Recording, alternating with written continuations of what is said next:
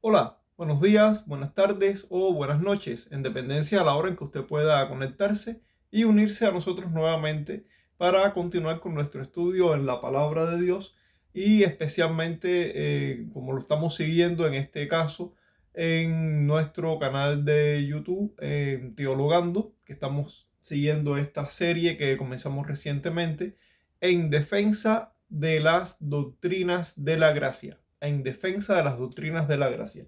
En primer lugar, queremos dar un saludo al amigo Ismael González Pérez, que también recientemente nos dejó un comentario en uno de los capítulos, el capítulo dedicado al tulip propiamente, nos dejó un comentario, nos hizo una pregunta y bueno, especialmente le comunicamos, ¿no? Le hacemos saber al amigo Ismael González que vamos a entonces, en respuesta a la pregunta que él nos hace, que nos dice acerca de una explicación, digamos, más detallada, me dice que no con ánimo de debatir realmente, sino con el ánimo de conocer, de comprender. Así que vamos a entonces hacer un capítulo posterior. Después de este capítulo vamos a hacer un capítulo posterior en el que vamos a dar una explicación, aunque sea a modo de sinopsis, pero o sea, aunque sea a modo de resumen de cada uno de los puntos del tulip. Vamos a explicar las doctrinas de la gracia, o sea, los 5 puntos del calvinismo como se conocen comúnmente.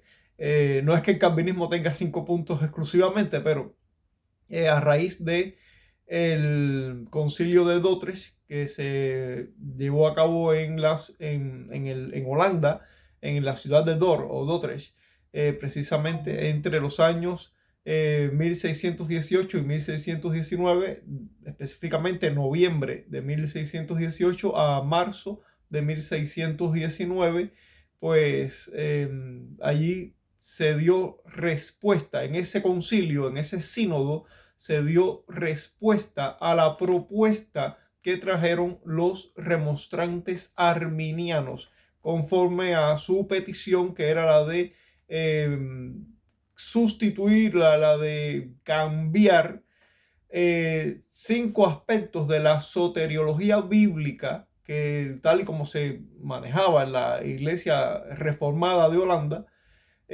para sustituirlos por 5 puntos que eran más armónicamente coherentes con la teología de Jacobo Arminio. Entonces la Iglesia Reformada de Holanda se reúne en concilio y durante los meses que duró ese sínodo, pues llegaron a las conclusiones de que las propuestas de los arminianos estaban equivocadas, estaban erradas y de hecho fueron tratadas como herejía. Y entonces, en respuesta a las proposiciones de los arminianos, la Iglesia de Holanda edita, ¿no? Digamos que eh, reafirma, porque no es que inventaron los 5 puntos en ese día, no es que inventaron esas doctrinas, no es que ese día esas doctrinas las inventaron, no, sencillamente ellos reafirmaron esas doctrinas que eran las doctrinas bíblicas del Evangelio, las doctrinas bíblicas que definen el Evangelio de Cristo. O sea, el Evangelio está lleno de asuntos doctrinales como justificación, expiación, propiciación, en fin, hay asuntos doctrinales que definen el Evangelio. Por lo tanto, el sínodo de Dordrecht lo que hizo fue reafirmar esas doctrinas bíblicas que ya ellos creían y sencillamente que lo que hicieron en el concilio fue encontrar todo lo necesario bíblicamente hablando para responder a las propuestas que traían los arminianos con su deseo de que se cambiara las doctrinas de la soteriología bíblica. Soteriología es el término técnico para hablar de la doctrina de la salvación en un sentido más pleno, general, en fin. Pues eso fue en esencia. No podemos, en unos pocos minutos, no podemos decir todo lo que se hizo en el concilio de Holanda, que duró varios meses, desde finales del 1618 hasta mediados del primer trimestre de 1619. En fin, ahí se debatieron muchas cosas, en fin. Pero bueno, para dar una idea clara, el concilio de Dordrecht lo que hizo fue responder a las propuestas de los remonstrantes arminianos con una doctrina del Evangelio, una doctrina del Evangelio en detalle, con todos los detalles necesarios bíblicamente hablando, para responder a cada aspecto o a cada punto de la propuesta que traían los arminianos y cómo fue defendida desde el punto de vista bíblico, con lo que llegó a ser conocido con los 5 puntos del calvinismo, o también con las doctrinas del tulip. En fin, eso fue lo que sucedió en ese momento. Vamos entonces a hacer un video posterior en el que vamos a exponer cada uno de estos 5 aspectos, 5 doctrinas del tulip, y vamos a explicarlo y vamos a hacer la comparación de las doctrinas del tulip con las doctrinas que traían los remonstrantes arminianos como la propuesta de ellos para que se sustituyeran la doctrina reformada, para que fuera sustituida por una doctrina arminiana.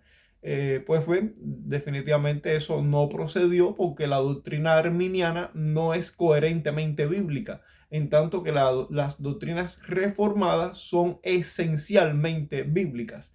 Entonces, bueno, vamos a hacer eso, vamos a dar un siguiente video en el que vamos a comparar las propuestas de los remonstrantes con las respuestas del concilio de Dordrecht, con la respuesta de la Iglesia de Holanda, que es lo que se recoge en los cánones de Dort, o cánones del concilio de Dordrecht.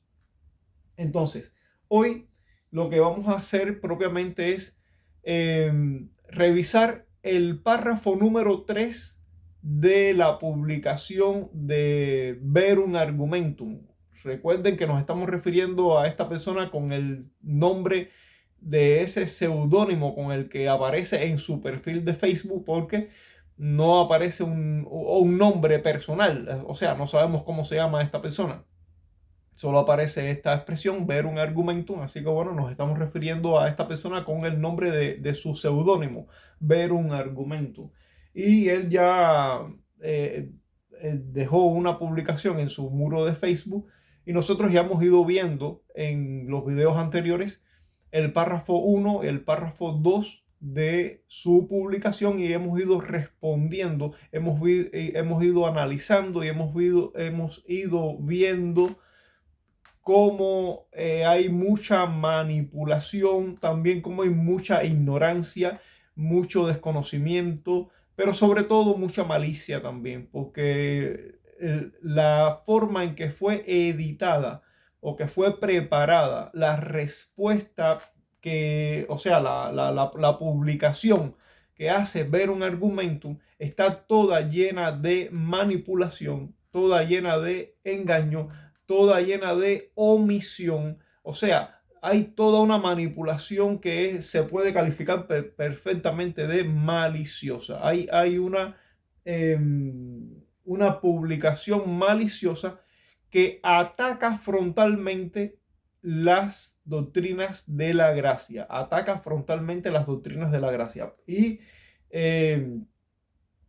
él cita personas que en cierto momento han dado una opinión que, a la luz de la publicación que hace él en su muro, son opiniones negativas del calvinismo en general, y con la intención de apuntar hacia las doctrinas de la gracia, pero en boca de personas que son calvinistas propiamente, y como estos calvinistas pues dan una opinión que es desfavorable al calvinismo. Y uno dice, bueno, pero ¿cómo es que personas calvinistas dan opiniones desfavorables? Bueno, es que ahí es donde está la malicia, y lo digo así, la malicia de ver un argumento. Es que él nos da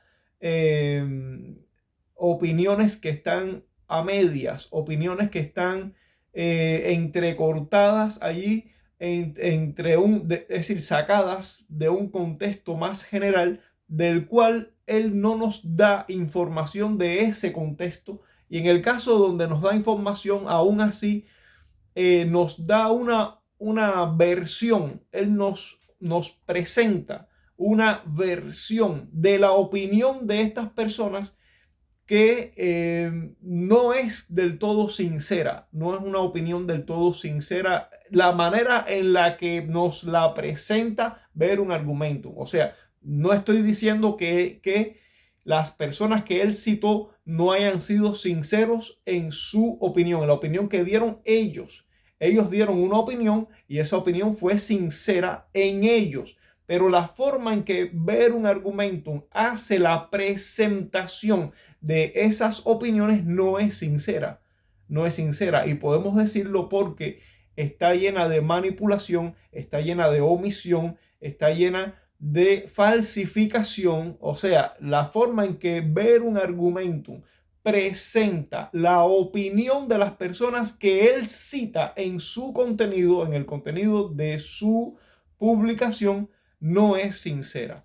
Ya vimos el primer caso, que es el de un profesor de teología calvinista, que es profesor del seminario en el Medio Oeste, aquí en los Estados Unidos, llamado Jared Wilson. Vimos la opinión que él da específicamente en el tema del calvinismo, pero lo da en un contexto del cual ver un argumentum no nos dice nada. O sea, él no nos presenta la fuente de esa opinión. Él nos dice, mira, esto es lo que dice Jared Wilson. Él dice que el calvinismo produce creyentes tóxicos.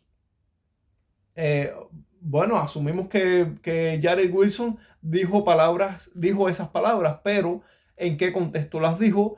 ¿Qué fue lo que dijo antes? ¿Qué fue lo que dijo después? O sea, ¿cuál fue la fuente? Digamos que ver un argumento no puede darnos todo el contexto general, porque entonces su publicación sería extensamente amplia, pero obviamente la opinión de Jared Wilson respecto al calvinismo no es que el calvinismo sea nocivo para la fe cristiana, definitivamente ese no es el caso. Y lo sabemos porque nosotros nos dimos a la tarea de investigar la biografía, la personalidad de Jared Wilson, y nos damos cuenta de que esta persona es una persona que promueve y que defiende una fe calvinista, una fe reformada, una fe ortodoxa, y ataca todos estos males modernos de la religión evangélica que hoy está surgiendo, como el movimiento del evangelio de la prosperidad, el carismatismo y todas estas corrientes que se alejan de la ortodoxia y de la ortopraxis. O sea, que Jared Wilson no es un opositor del calvinismo para nada, es un promotor del calvinismo, es un promotor de las doctrinas calvinistas, de las doctrinas reformadas, de las doctrinas de la gracia. O sea, él no es alguien que piensa que el calvinismo produce creyentes tóxicos. No es el caso, ese no es el caso. Sin embargo, así es como es presentado por ver un argumento. De ahí que nos damos cuenta que la presentación que ver un argumentum hace de las personas que él cita no es una presentación sincera, no es verdadera, o sea, es falsa, es falto de sinceridad, es falto de ética, es malicioso en ese sentido. Entonces, ¿quién es el verdadero creyente tóxico? Pues el verdadero creyente tóxico es ver un argumento en su presentación, nos deja ver su propia toxicidad respecto a la forma en que él ataca y cómo utiliza manipuladamente argumentos y opiniones de terceras personas fuera de contexto, sin citar las fuentes. O sea, te das cuenta de que dónde está la malicia y dónde está la toxicidad, pues está en la opinión de ver un argumento. Vimos un segundo párrafo donde él cita, o sea, donde primeramente dice que las doctrinas de la gracia no son bíblicas, que no se encuentran en las escrituras, lo cual es una barrabasada abismal, una tontería olímpica. Y dedicamos un video explícitamente o exclusivamente para mostrar cómo bíblicamente las doctrinas de la gracia, claro que están en la Biblia, porque de dónde van a salir las doctrinas de la gracia si no salen de las escrituras. Pero también él dice que estas doctrinas no son verdaderas porque no se encuentran en el período patrístico temprano. O sea, él lo dice con otras palabras, pero básicamente dice que no se encuentran en el pensamiento de los padres de la iglesia antes de Agustín de Hipona y antes del Concilio de Nicea. O sea, nosotros dedicamos otro video al pensamiento teológico de los padres de la iglesia, de los padres de ese periodo temprano.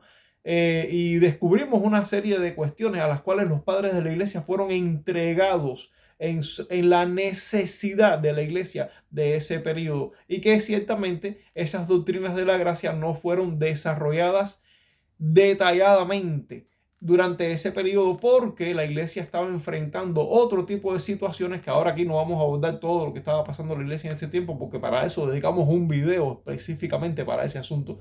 Y definitivamente los padres de la iglesia se vieron en la necesidad, en la obligación de atender asuntos que eran necesidades más urgentes de su periodo, y este asunto de las doctrinas de la gracia no representaban un problema para la iglesia. O sea, ellos sí trataron asuntos referentes a las doctrinas de la gracia, pero no la desarrollaron ampliamente, detalladamente durante su periodo de tiempo porque en ese periodo de tiempo ellos estaban entregados más bien a asuntos y a soluciones y a necesidades que eran verdaderamente urgentes para su momento. Y esta cuestión de las doctrinas de la gracia, pues sencillamente no eran un problema. Así que por esa razón es que ellos no abordaron estos asuntos de manera amplia y detallada. Pero no es que no los abordaran, no es que no trataran esos asuntos, sí los trataron, pero los trataron no con toda la precisión o no con todo los detalles, porque ellos tenían otros asuntos más urgentes que atender en ese periodo. Ciertamente Agustín de Hipona fue quien habló de estas cuestiones pues mucho más abundantemente, y lo hizo porque ya en el caso de Agustín esa era la necesidad de la iglesia. O sea, Agustín tuvo que enfrentarse a las herejías de Pelagio, al pensamiento teológico pelagiano, y al semipelagiano. Ya el semipelagiano un poco menos porque ya fue un poco más al final de su vida, pero también se dedicó a ese asunto. O sea, que ¿quién fue el que desarrolló el tema de las doctrinas de la gracia de manera más abundante y detallada? Claro, fue Agustín de Hipona. ¿Pero por qué? Porque esa fue la necesidad. Esa era precisamente la necesidad que estaba afectando a la iglesia en ese periodo, y por supuesto pues Dios levantó a un paladín de la fe en ese momento para que atendiera ese tipo de problemas, como mismo levantó a los padres anteriores para que atendieran a otros problemas de herejías que también estaban atentando contra la iglesia y que eran los problemas de esos momentos. Así cada padre de la iglesia dio respuesta y dio atención a cuestiones que eran necesarias en su momento, y eso fue lo que hizo Agustín de Hipona. O sea, Agustín de Hipona no hizo nada diferente, hizo lo mismo que hicieron los padres anteriores, solamente que en el caso de él, la necesidad a la que la iglesia se estaba enfrentando era precisamente los asuntos de la doctrina de la gracia.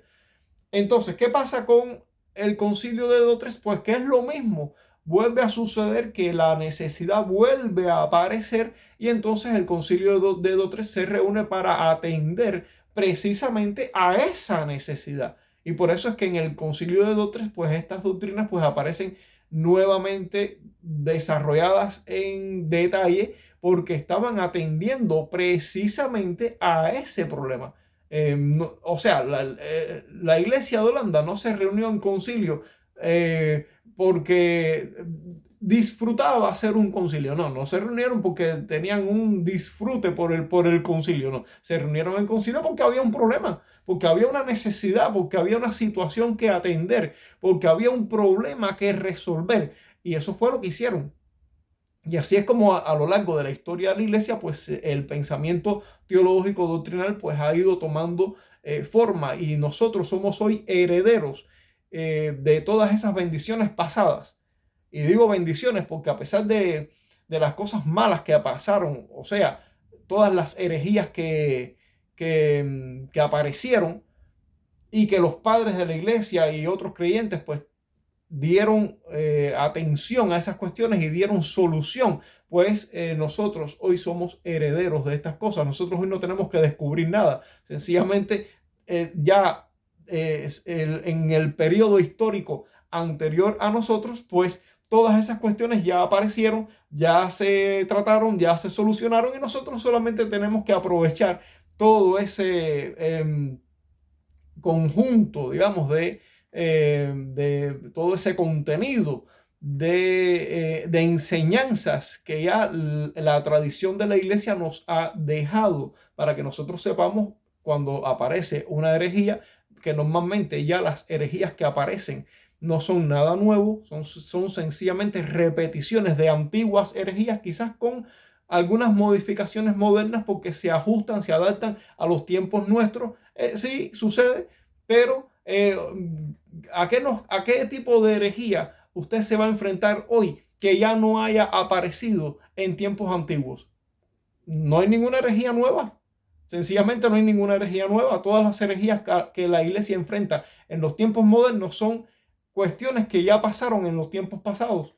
Sencillamente ese es el beneficio de tener la referencia histórica de todo lo que ya la iglesia ha vivido, ha tratado, ha resuelto, ha arreglado, y nosotros pues sencillamente pues aprovechamos todo eso. Otra cuestión que trató ver un argumento en este segundo párrafo que también tratamos fue que él se apoyó en la opinión de un teólogo del siglo XX ya fallecido para negar las doctrinas de la gracia, y ese teólogo era nada más y nada menos que Karl Barth. Karl Barth. Este Karl Barth, que algunas personas, ¿no? Ha sido considerado como un teólogo brillante, como un teólogo que ha sido una personalidad del siglo XX, en fin. Y dedicamos un video específicamente también a tratar el asunto de Karl Barth. ¿Quién era Karl Barth? ¿Cuál era su pensamiento teológico? Y quién era Karl Barth también en su vida personal. Y descubrimos que Karl Barth, como teólogo, era un neoliberal. También hay quien dice, no, era un neortodoxo. Bueno, señores, miren, neoliberal y neortodoxo es lo mismo. Básicamente es una persona que se desliga de la ortodoxia. No era un liberal en el sentido más amplio, por eso es que se considera neoliberal, porque él comenzó su carrera teológica siendo un liberal completamente, un teólogo liberal.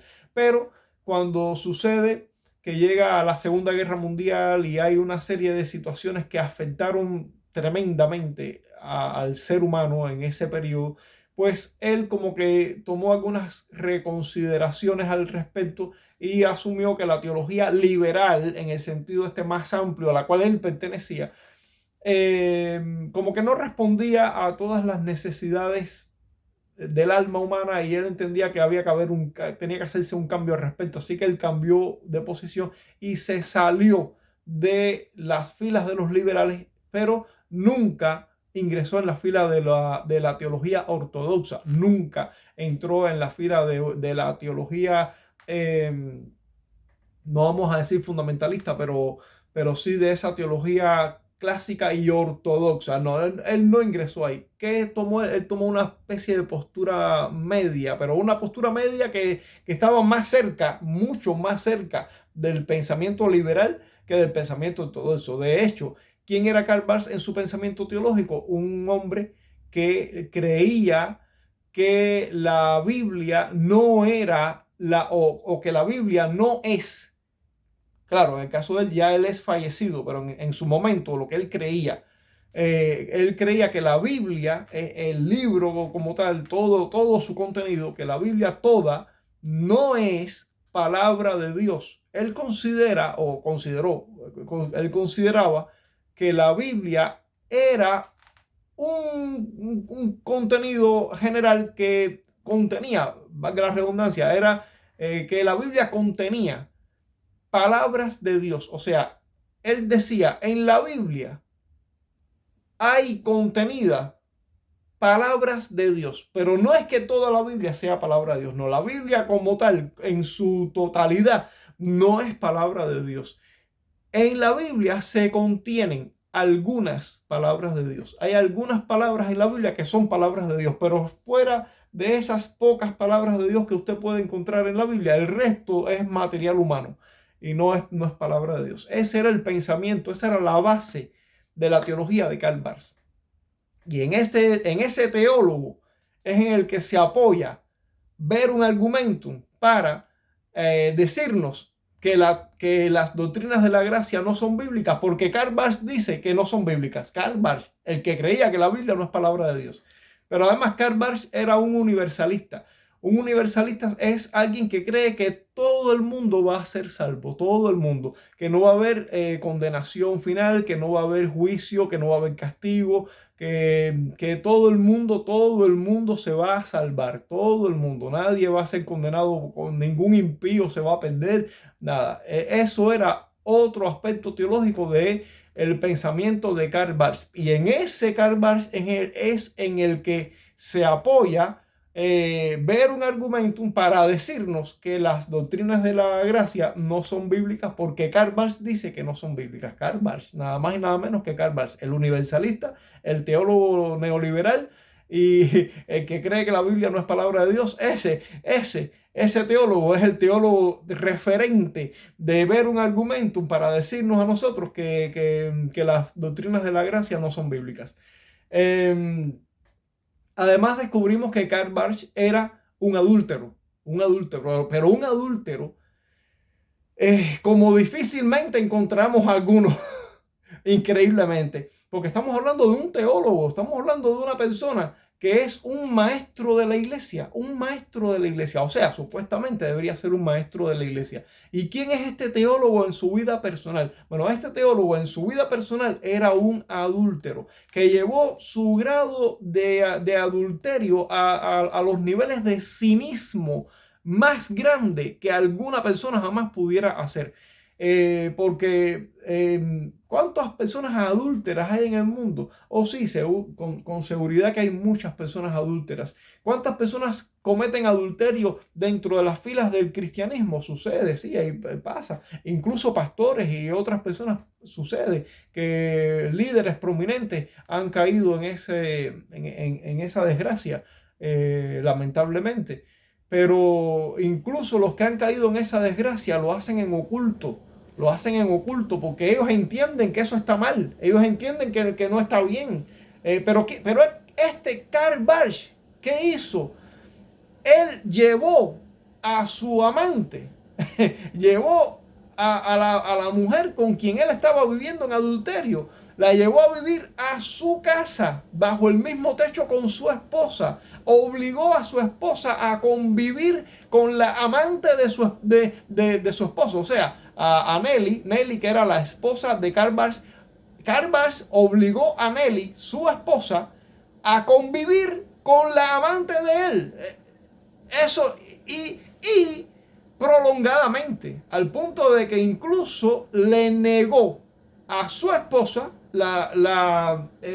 ella le dio un ultimátum que esta mujer tenía que salir de sus vidas, eso no podía continuar. Y él le respondió que no, que eso no iba a suceder, y no sucedió. La obligó a su esposa a tener que convivir con la amante de su esposo. Eso es increíble. Eso lo hizo Karl Barth, y ese es el teólogo de referencia de ver un argumentum para decirnos a nosotros que no podemos creer en las doctrinas de la gracia porque Karl Barth no cree en las doctrinas de la gracia. Bueno, entonces llegamos a un tercer párrafo del contenido de ver un argumentum, donde él ahora va a citar a otros dos personajes. Uno es una persona viva en este momento, que vive en este tiempo, Y otra persona que también es fallecido, igual que Karl Barth, este otro teólogo que también es fallecido. La primera persona se llama Jonathan Ramos, es argentino, él es filósofo más bien de la temática política, de esa temática. Pero este hombre, Jonathan Ramos, él es miembro de una iglesia metodista, pero dentro de los metodistas hay metodistas calvinistas y hay metodistas arminianos. Los metodistas arminianos son los metodistas que siguen la línea de Wesley, de John Wesley. Pero entre los metodistas calvinistas están los que siguen la línea de George Whitefield. Un nombre inglés un poquito, a mí me resulta un poquito difícil de decir. George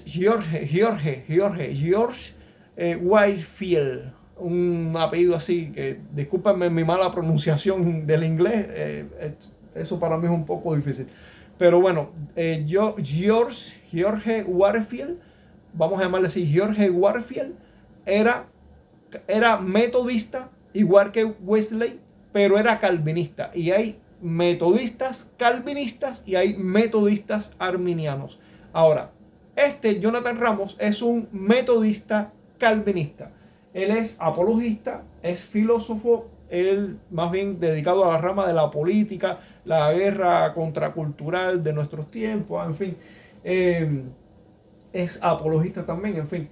Entonces, ahora, nos dice, ver un argumento, nos va a citar a Jonathan Ramos, en las palabras de Jonathan Ramos, y nos escribe aquí en el contenido de la publicación que hace ver un argumentum de las palabras de Jonathan Ramos, y nos dice que Jonathan Ramos dijo lo siguiente.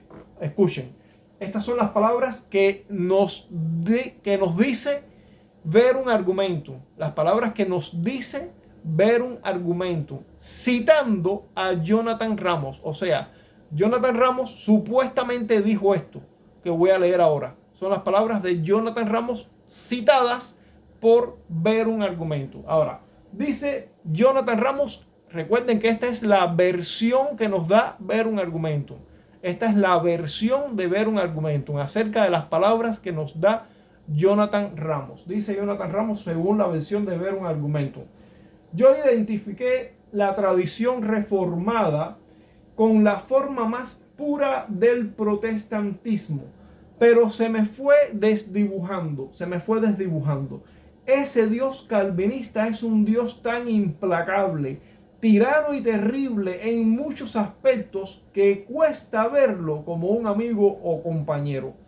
Esa visión calvinista de Dios no me ayuda mucho. Fin de la cita. Hasta ahí lo que dice ver un argumentum, la versión de ver un argumentum de lo que nos dice o de lo que supuestamente dijo Jonathan Ramos. Ahora, ¿de dónde sale esto? ¿Cuál es la fuente de esas palabras?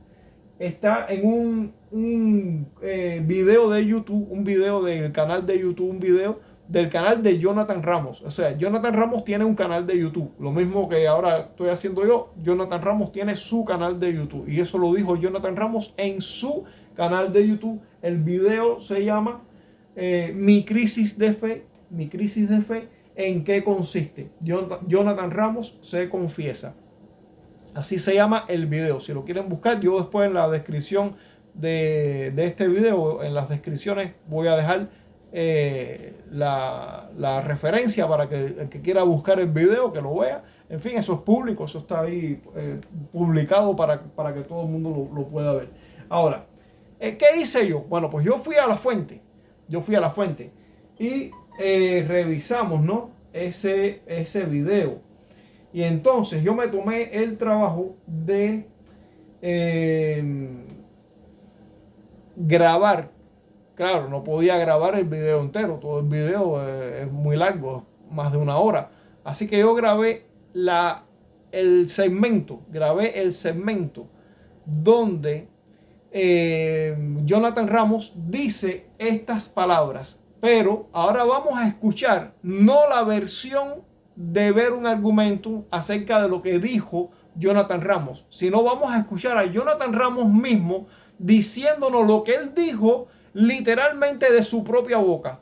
Lo vamos a escuchar directamente a Jonathan Ramos y nos vamos a dar cuenta que la versión de ver un argumento es un poco distinta de las palabras textuales de Jonathan Ramos. De ahí que insistimos, hay manipulación en la publicación de ver un argumento. Hay manipulación. Ver un argumento está comprometido a querernos hacer ver que aún los calvinistas están opuestos al calvinismo. Lo hizo primero con las palabras de este maestro, este profesor de teología del seminario del Medio Oeste de los Estados Unidos, Jared Wilson. Lo hizo con esa persona y ahora repite lo mismo con Jonathan Ramos. Nos vuelve a dar una versión manipulada, una versión con nebulosa allí, con fuera de contexto, donde supuestamente se dijo lo que en realidad no se dijo. En fin, se dan cuenta que hay manipulación, hay una intención maliciosa de parte de ver un argumentum para hacernos creer algo que realmente no es así. O sea, lo que él nos quiere hacer creer es que el calvinismo no es bueno, que el calvinismo no es bíblico, que las doctrinas de la gracia no son bíblicas, que pervierten el evangelio. Nos quiere hacer ver todo eso cuando eso no es la realidad. El que está haciendo una publicación maliciosa y manipuladora es ver un argumento, y lo vamos a seguir demostrando porque ya hemos publicado varios videos de esta serie dedicadas en su totalidad a ver todo lo que Ver un Argumentum ha publicado en su muro de Facebook, y hemos ido desmenuzando detalle a detalle toda su publicación y hemos ido viendo todos los puntos de manipulación, todos los puntos de falsedad de su publicación. Lo hemos ido viendo, lo hemos ido demostrando una y otra vez, y ahora vamos a continuar haciéndolo. Vamos a seguir demostrando cómo Ver un Argumento nos ha dado una versión manipulada, mentirosa, y cómo realmente no tiene sustento lo que él nos quiere hacer ver, de que las doctrinas de la gracia no son verdadera doctrina bíblica, de que son malas doctrinas, de que pervierten el evangelio, de que producen malos creyentes. En fin, todo eso es incierto. Malos creyentes hay en todas partes. Nosotros admitimos que dentro de las filas de los reformados, claro que hay malos creyentes, como lo hay en todas las filas de todos los creyentes del mundo entero, incluyendo en los grupos sectarios. Usted va a encontrar personas sinceras, personas honestas, y se va a encontrar gente tóxica también. Es que eso no es imposible de que no suceda. El hecho de que nosotros no podamos escapar de esa realidad no significa que nuestro sistema de fe sea malo. Nuestro sistema de fe no es malo. Los malos somos nosotros como humanos, y dentro de nosotros hay personas que están siendo que han sido regeneradas, y personas que están siendo transformadas, santificadas progresivamente, y personas que se mantienen, como dijera el propio evangelio, que están en nosotros, pero son cizaña. Cizaña entre el trigo, que es que el propio diablo también siembra dentro de la iglesia. O sea, claro que hay falsos creyentes, falsos hermanos, como dijera el apóstol Pablo. Sí, los hay dentro de las filas del calvinismo, claro que los hay dentro de la fila de los arminianos, por supuesto que los hay. Este mismo Ver un Argumento es uno de ellos. Es un mal creyente, es una persona con malas intenciones, en fin, y lo deja ver ahí en su publicación. Un ataque frontal contra las doctrinas de la gracia, contra el calvinismo, así de gratis, ni que nadie le hubiera hecho nada. En fin, bueno, vamos a escuchar a Jonathan Ramos. Vamos a escuchar a Jonathan Ramos a ver qué es lo que él nos dice exactamente de esas palabras que leímos, de la versión. Vamos a comparar la versión de Ver un Argumento de las palabras de Jonathan Ramos con las propias palabras de Jonathan Ramos. Ok, vamos a reproducir nuestro video. Vamos a tratar de a ver que se vea aquí lo mejor posible, que se escuche lo mejor posible.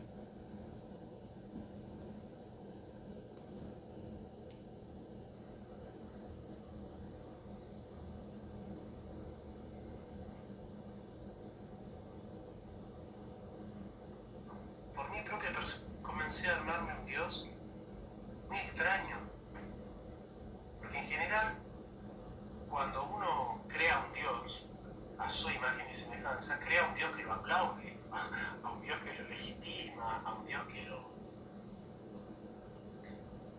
exonera. Pero yo en mi cabeza tengo un Dios que me condena todo el tiempo.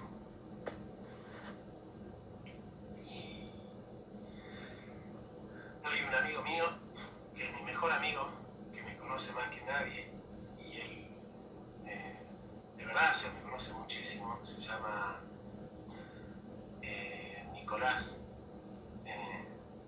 Pero me conoce mucho, todo lo que pasó en mi vida lo sabe él, digamos. Y bueno, y él conoce esa vida mía, ¿no? Yo soy muy culposo, digamos, ¿no? Muy culposo.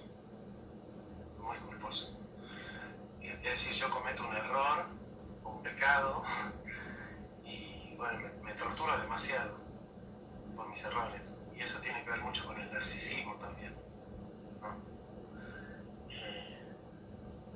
Y me he creado un Dios muy implacable, un tirano. Y bueno, yo sé que lo que voy a decir va a ser un tiro en el pie, porque después de esto que diga, no me van a tomar en serio cuando les diga, ¿no? Pero la visión calvinista de Dios no me ayudó mucho. La manera de ser mía, que teología se llama escrúpulo, o sea, padezco de escrúpulo.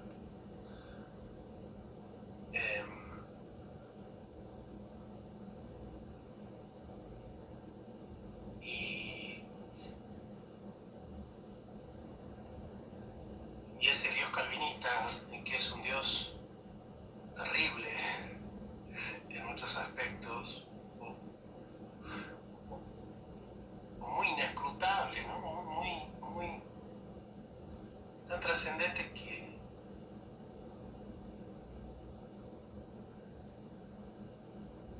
cuesta verlo como un compañero, como un amigo, el Dios calvinista, ¿no? Al menos a mí me cuesta. Yo no estoy diciendo que Néstor no lo pueda ver a Dios de esa manera, o que Juan y Hernández no lo pueda ver a Dios de esa manera, o cualquier otro. Me pasó que yo identifiqué la tradición reformada con la tradición más pura del protestantismo, y que el Dios protestante se me fue desdibujando. Eso me pasó. Identifiqué el protestantismo con calvinismo, y el Dios calvinista se me fue desdibujando, pero no doctrinalmente, sino espiritualmente. No porque haya un problema en la comprensión calvinista de Dios, sino en mi comprensión calvinista de Dios.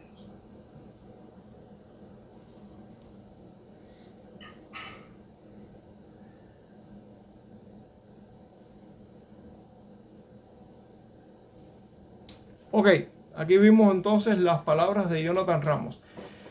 Vamos a aclarar, ¿qué está diciendo Jonathan Ramos? Primeramente, él está diciendo que él se creó en su cabeza una imagen de Dios, que esa imagen de Dios que él se creó, a él personalmente le cuesta comprender. Ahora, él mismo admite que él dice nombres como Pedro, Juan, Ramírez, no sé, ahora no me acuerdo todos los nombres que dijo, y otros, también dice y otros. Eso no significa que otros no puedan tener con Dios esa buena relación, la cual a mí me está costando, porque yo veo un Dios que me condena todo el tiempo, yo veo un Dios que me cuesta verlo como un compañero, como un amigo, un Dios tan trascendente que, en fin, es el Dios que me he creado yo. Pero ahí es donde está la cuestión. Dice, no es que haya un problema. Y él termina diciendo, bueno, ese no es el fin del video. Ese es el fin de la cita. Hasta donde ver un argumento llevó su cita. Nosotros copiamos, grabamos el segmento que recoge todas las palabras de la cita de ver un argumento. No fuimos más allá porque nos quedamos dentro de lo que es el contexto de la cita de ver un argumento.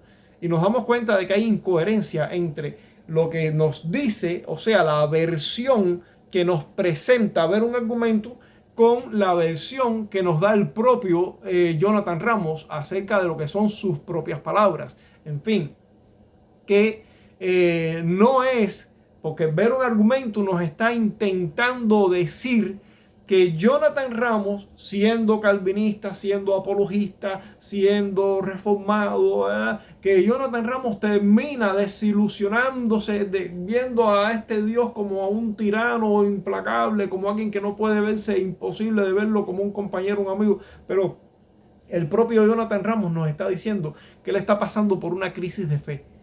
Él particularmente. O sea, es un problema de él, que se ha creado un Dios, o sea, que él se ha hecho una idea de Dios que en la cabeza de él, este Dios es así de esa manera, pero es un problema de la cabeza de él, no es un problema de la presentación que hace la fe reformada de Dios. No es que Dios sea así como se lo imagina Jonathan Ramos en su crisis de fe. Jonathan Ramos, en su crisis de fe, nos está presentando en las ideas de él en el problema que tiene él para comprender al Dios que se revela en las Escrituras de acuerdo con la lectura que hace la tradición reformada. Pero es un problema personal que tiene o que tuvo Jonathan Ramos en un momento determinado. No sabemos si finalmente salió de esa crisis o si esa crisis lo absorbió totalmente. No sabemos en qué situación haya parado Jonathan Ramos, pero por ejemplo, yo después de eso me puse a buscar otros videos de Jonathan Ramos de su canal y lo que veo de la figura, de la presencia de Jonathan Ramos no corresponde a un cristiano que se mantiene en una línea ortodoxa de fe. O sea, veo un Jonathan Ramos que ha decidido dejarse el pelo largo, ponerse aretes en las orejas. En fin, es una presencia que no corresponde con la forma de vivir de un creyente que expresa la fe cristiana, independientemente de que sea una fe cristiana reformada o no reformada, independientemente de eso. Los creyentes que tienen una visión ortodoxa de la Biblia, sean reformados o arminianos, porque los conozco de ambos lados, y no mantienen ese tipo de presencia que se parece más al estilo de vida mundanal que al estilo de vida de un creyente. Definitivamente, el estilo de vida de un creyente, que quiere apegarse a la forma de vida santa, justa, buena que la Biblia enseña.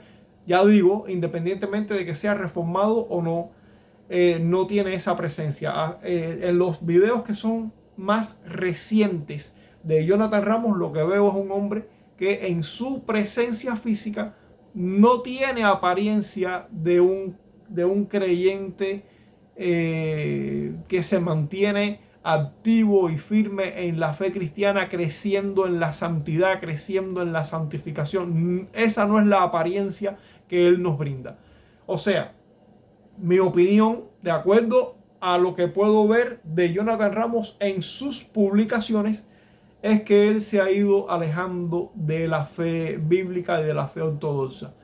Eso es lo que yo veo de esta persona. Pero aclaramos que las palabras que Jonathan Ramos nos está diciendo de su propia boca es que él tiene una crisis de fe. Es que él se ha creado un Dios imaginario. Es que él tiene un problema para comprender y para relacionarse con Dios. él tiene un problema. Y él mismo admite que no necesariamente otros tienen que tener el mismo problema que él está teniendo. Él mismo lo está admitiendo en sus propias palabras. O sea, que las palabras que nos dice Verum Argumentum en su versión, porque Verum Argumentum cita a este hombre y busca estas palabras que él dijo en su publicación para hacernos creer que Jonathan Ramos está en contra del calvinismo y que está en contra de la fe reformada y que está en contra del Dios que se revela o que se puede leer. Dios se revela en la escritura, pero que se puede leer a través de la tradición reformada como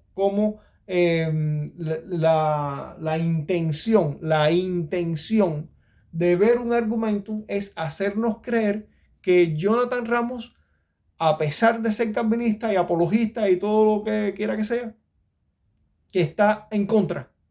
Pero ese no es el caso. Ese no es el caso. El caso es que Jonathan Ramos en esa cita, él está explicando que tiene una crisis de fe. Y eso es una cuestión personal. Una cuestión personal. O sea, la opinión que Jonathan Ramos está dejando acerca de un calvinismo que él no entiende y de un Dios que se lee a través del calvinismo que él no entiende y que no lo ha ayudado mucho y que él no tiene y que es tan trascendente que él no puede, es un problema de una crisis de fe que está o que tenía o que tiene o que lo absorbió a este hombre. Pero esa no es para nada la opinión general o la realidad general de los creyentes que profesamos la fe reformada. Porque vemos muchos creyentes que no tenemos esa crisis de fe que tiene o que tuvo Jonathan Ramos. Muchos creyentes que profesamos la fe reformada no tenemos ese problema que Jonathan Ramos nos mostró. No tenemos ese problema. Entonces, ¿cuál es la cuestión de usar malintencionadamente la cita de este hombre para hacernos creer que Jonathan Ramos admite que estas doctrinas de la gracia y que la fe reformada es algo malo porque lo que hace es que mira este hombre mismo cómo nos dice, siendo él mismo calvinista, cómo nos dice que eso no ayuda? Por favor, pero usted solamente tiene que ver el video para darse cuenta de que este hombre simplemente lo que está pasando es una crisis de fe personal, una situación, un problema de su propia cabeza, muy particular de él y de nadie más. No es que la fe reformada produzca ese tipo de situación, para nada. Pues ¿cuántos creyentes reformados sabemos que no tenemos esa misma situación que tiene él? Muy por el contrario. La fe reformada a muchos de nosotros nos liberó de un entorno cristiano o religioso, por llamarlo de esa manera, si me aceptan esa forma de decirlo, donde todo el tiempo tú estás luchando por tratar de que el Dios que ofrece salvación no te arranque esa salvación de las manos. Porque eso es lo que pasa con el arminianismo. O sea, ver un argumentum nos está diciendo que el calvinismo es malo y que la fe reformada es mala y que distorsiona el evangelio.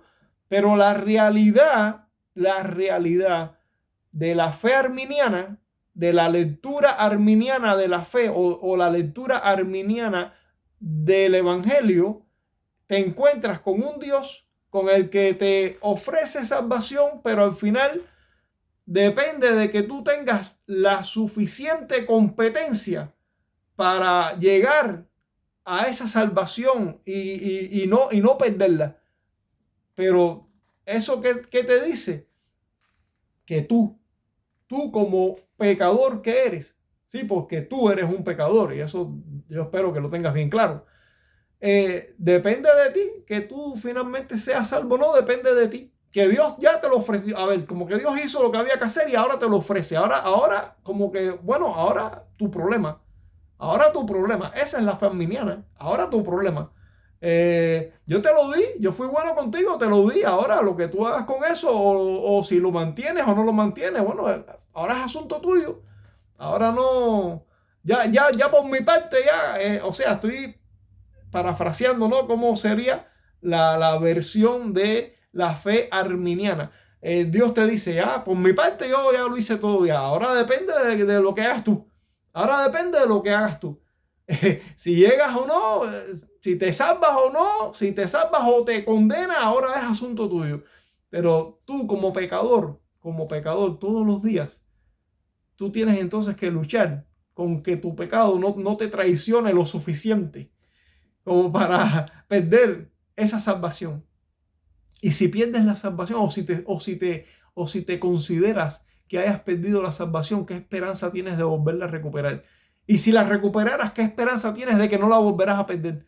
O sea, esa es la fe arminiana. Esa es la fe arminiana. Una fe donde finalmente el creyente nunca está seguro. Nunca está seguro. En la fe arminiana, el creyente nunca está seguro. Y Dios como que, mira, se lava las manos. Dios te dice, mira, yo ya lo hice ya, ahora mira a ver lo que haces tú. Porque ya yo lo hice ya, pero ahora mira a ver lo que tú haces. Entonces, es una fe, la fe arminiana es una fe que después que Dios hace lo que podía hacer, sí, lo que podía hacer, entonces la misma fe arminiana le amarra a Dios las manos, le amarra a Dios las manos, porque ahora Dios depende de ti. Ahora tu salvación ya no depende de Dios ya, ahora depende de ti. Ahora ni Dios mismo pudiera salvarte de ti mismo. Esa es la fe arminiana. Entonces, una fe donde el creyente no tiene seguridad. Nunca tiene seguridad. Entonces, ¿me vas a decir a mí que la crisis de fe que tenía Jonathan Ramos es lo que describe a la fe reformada? Hombre, claro que no. Claro que no. Eso es un intento de manipular las mentes débiles, de manipular a la persona que no entiende el evangelio o que no entiende las doctrinas de la gracia. En fin, no con ánimo, usted sabe, no con ánimo, no digo esto con ánimo de que nadie se sienta ni mal ni ofendido, porque no es la intención, realmente lo aclaro, no es la intención. Pero es lo que sí hace ver un argumentum en su publicación de Facebook. Eso es lo que sí hace, hacerte tratar, intenta de decirte a ti que siendo el calvinismo una lectura errada de la fe bíblica, de la fe cristiana, ¿qué es lo que te queda? Pues lo que te queda es entonces la lectura arminiana de la fe cristiana. Pero ¿qué es lo que la fe arminiana realmente te ofrece? La lectura de la fe arminiana te dice que Dios hizo lo posible, que Dios hizo todo lo posible, pero que finalmente no te garantiza que tú te salves, no te lo garantiza. Dios hizo lo posible, pero no te puede garantizar nada. Esa es la lectura final de la fe arminiana. Dios no te puede garantizar. Depende de ti, depende de lo que hagas tú. Entonces, definitivamente, la fe reformada es una fe liberadora. Es una fe liberadora, es una fe que te libera.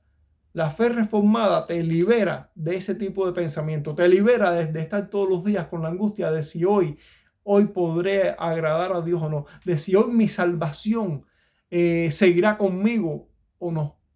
Todos los días, el creyente arminiano, todos los días, vive con la incógnita de si hoy esa salvación seguirá conmigo o no. Y si no sigue conmigo, ¿qué posibilidades reales yo tendría de recuperar la salvación que haya perdido? Pero suponiendo que pudiera incluso recuperarla, ¿qué garantías tengo de que una vez recuperada no vuelva a perderla? O sea, esa es la teología de la lectura arminiana de la fe. Eso es lo que el arminianismo te ofrece. Un panorama de incertidumbre total. Un panorama donde te vas a presentar delante de Dios sin saber si vas a ser salvo o no. Ahora, eso no es lo que la fe reformada te ofrece. La fe reformada te ofrece garantías, porque no depende de ti, porque la salvación no descansa en ti, porque la salvación no es un asunto tuyo, es un asunto de Dios. Es un asunto de que si Dios lo hace, lo hace. Y si Dios lo hizo, hecho está. Y lo que Dios haya hecho, nada ni nadie lo puede cambiar, ni siquiera tú, porque ahí es donde está el error de muchos arminianos. No, nadie menos yo, porque yo sí puedo. No, perdón, tú tampoco. En la fe reformada, si Dios te hace salvo, Dios hará todo para que tú tengas esa garantía de seguridad y ni siquiera tú te puedas escapar de esa garantía. Ahora, yo no te estoy diciendo que la lectura de la fe reformada sea una lectura humanamente o absolutamente desde el punto de vista de la comprensión humana, porque recordamos que al final nosotros, aunque claro que buscamos la dependencia del Espíritu, no estoy negando eso, asumimos y afirmamos que es necesaria la dependencia del Espíritu, pero también es inevitable que tenemos una capacidad también dentro de las funciones del Espíritu está iluminar y proveer esa capacidad y esa competencia para comprender las verdades de la palabra de Dios. Por supuesto, esa es la obra del Espíritu, hacernos recordar, hacernos entender, en fin, eso es lo que el Espíritu de Dios hace en nosotros. Pero inevitablemente, humanos al fin, pues somos seres finitos con una comprensión finita y nuestra comprensión al final no es que sea absolutamente en nosotros como humanos,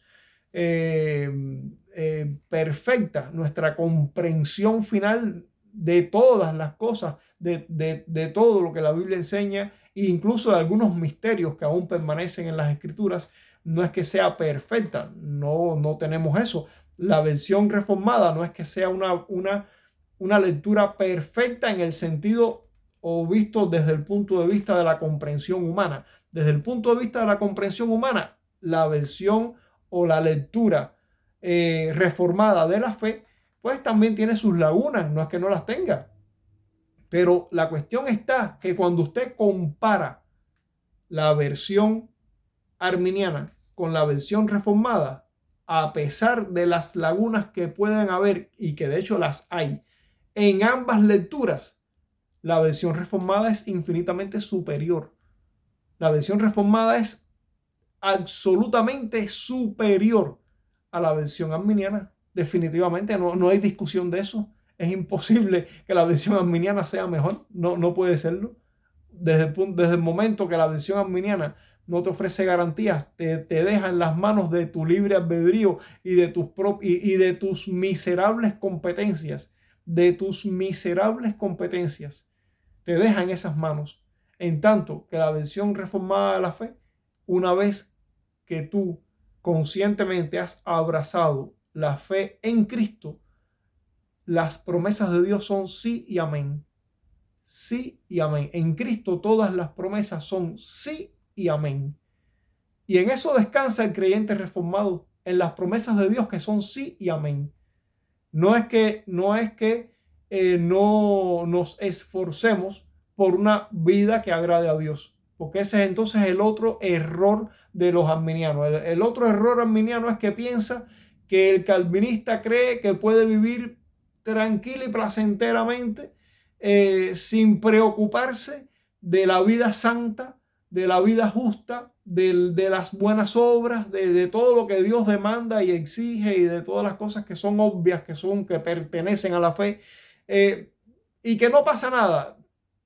Pero eso es otra mala comprensión de la lectura arminiana. La lectura arminiana no solamente mal comprende su propia versión de la fe, sino que mal comprende la versión de la fe de la otra parte. Entonces, es solo una mala comprensión que el arminianismo hace de la fe reformada. Piensan que uno puede vivir ligeramente y como mejor le plazca, porque al final ya yo me sé salvo y ya eso no es ya como viva no va a ser un problema. No, porque la Biblia enseña claramente que lo que ahora vivo en Cristo lo vivo en la fe del Hijo de Dios, lo vivo, ya no vivo yo, más vive Cristo en mí. Eso es lo que la Biblia enseña. O sea, si yo te digo, yo tengo garantía de salvación, pero vivo desordenadamente, yo no estoy dando muestras de que verdaderamente tengo esa salvación, porque el que tiene la salvación, si alguno está en Cristo, nueva criatura es. Eso es lo que la Biblia enseña. Si alguno está en Cristo, nueva criatura es. Si alguien te dice yo soy salvo y vive relajadamente como le da el deseo, definitivamente esa persona no está mostrando ser una nueva criatura. La Biblia enseña, Romanos 1:6, que es Romanos 6:1, perdón, Romanos 6:1 y 2, dice que perseveraremos en el pecado para que la gracia abunde. En ninguna manera, porque los que hemos muerto al pecado, hemos muerto al pecado, ¿cómo viviremos aún en él? O sea, la Biblia es clara cuando te dice que si estás en Cristo tienes que tener una nueva vida. Tienes que tener una nueva vida. Así que esa visión de que si ahora tú te crees salvo y ya no vas a perder la salvación y ya tienes un mensaje de garantía y absoluta seguridad, entonces tú puedes vivir como te dé la gana a ti de vivir. Eso no es lo que enseña la Biblia. Eso no es lo que enseña la Biblia. Si tú lees las Escrituras, tú tienes que darte cuenta que la Biblia enseña que si estás en Cristo eres nueva criatura. Si eres nueva criatura tienes que andar en vida nueva, hombre. Eso es lo que enseña capítulo 6 de Romanos. Tienes que andar en novedad de vida, en nueva vida. Eso es lo que enseña las Escrituras. Que tienes que morir al pecado. Ya no vivo yo, más vive Cristo en mí. Eso es lo que enseña la Biblia. La Biblia no enseña que puedas vivir como mejor te parezca. Eso no es lo que la Biblia enseña en ningún lugar. ¿De dónde? El arminiano entiende que si yo tengo seguridad de la salvación, yo puedo vivir como mejor me plazca y que no pasa nada. ¿De dónde él entendió eso? Él no lee la Biblia. ¿Acaso no lee la Biblia? No, nunca has leído Romanos capítulo 6, nunca has leído Gálatas 2:20, nunca has leído 2 Corintios 5:17, nunca has leído eso. ¿De dónde tú sacas que porque yo creo en la seguridad de la salvación, yo puedo vivir como mejor me parezca a mí, sin que me importe el pecado, sin que me importe la santidad? ¿De dónde tú sacaste eso? Eso de la Biblia no es, porque yo leo la Biblia y entiendo que si soy cristiano, soy nueva criatura. Y si soy nueva criatura, tengo que morir al pecado y ya no vivo yo, más vive Cristo en mí. Entonces, esa es la cuestión. Bueno, tenemos que parar nuestro video aquí porque ya se nos está haciendo un poquito extenso. Continuamos entonces en un siguiente video y vamos a ver la figura de John Rice, que es el último, la última cita, la última referencia, el último disparo que hace ver un argumento en su intento, en su desesperado intento de hacernos creer que las doctrinas de la gracia no son verdadera doctrina bíblica, que el calvinismo tuerce el evangelio. En fin, su último disparo es ese. Vamos a hacer un siguiente video en el que vamos a demostrar cómo nuevamente ver un argumentum se equivoca totalmente, se confunde, no entiende las verdades de las doctrinas, malcita nuevamente o se apoya en referentes teológicos que son o que no son lo mejor. Por ejemplo, como se apoyó en el caso de Karl Barth, se apoyó en Karl Barth, que es lo peor de lo peor como teólogo, y ahora se va a apoyar en uno que no es lo peor de lo peor, pero tampoco es la mejor referencia, y lo vamos a ver también. Entonces, bueno, te dejo aquí ya, vamos a parar nuestro video aquí, y te veo en un próximo video donde vamos a tratar el caso de John Rice y